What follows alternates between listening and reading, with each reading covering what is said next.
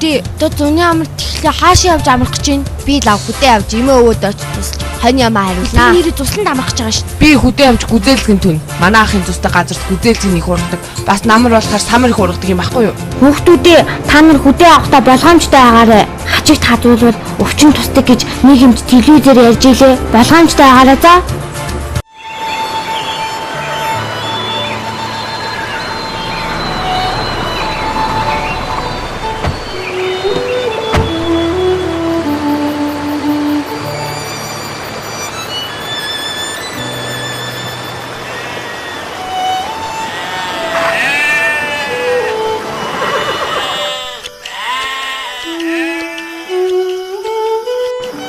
Миний хүү. Энэ хачигнаас болгоомжлаарай. Хажиг хүн хазгаараа өвчин үүсгдэг гэж юмч ярьсан шүү. Болгоомжтой байгаарай. За миний хүү. Нэр модонд хүн хазаж өвчлөдөг хажиг байдаг гэсэн. Тэр нь өвчин үүсгдэг гэж манай ангийн туяа надад хэлсэн.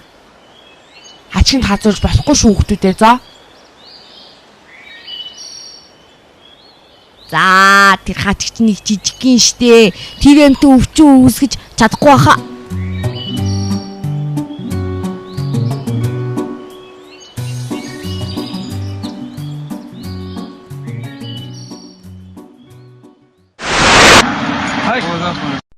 Ижи, миний чихний ард амтан байна. Та аваад өгөөч. Миний хүү. Гүзээлгэнд явахдаа хачигт хазуулаад шигтчихсэн байна штэ. Одоо хоёлаа эмнэлэг явахаас эмчид очиж үзүүлье. Саяхан нэг эмч телевизээр ярьж байсан. Хачигт хазуулахаар хүн өвчлөлтгөө гэж. Та энэ хүүгийн ээж нөө.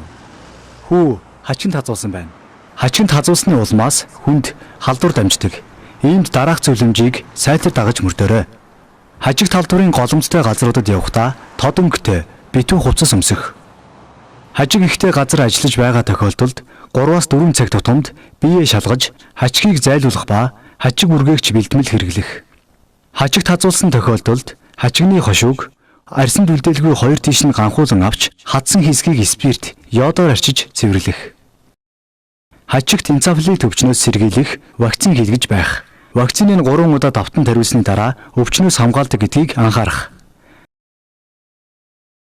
Хачигт хазуулсан тохиолдолд өндөр халуурах, толгой, үе мөч хүчтэй өвдөх, ууц нуруугаар шархирч өвдөх, дотор муухайрах, бөөлжих, тууралт гарах зэрэг шинж тэмдэг илэрвэл яаралтай эмнэлэгт хандаарай.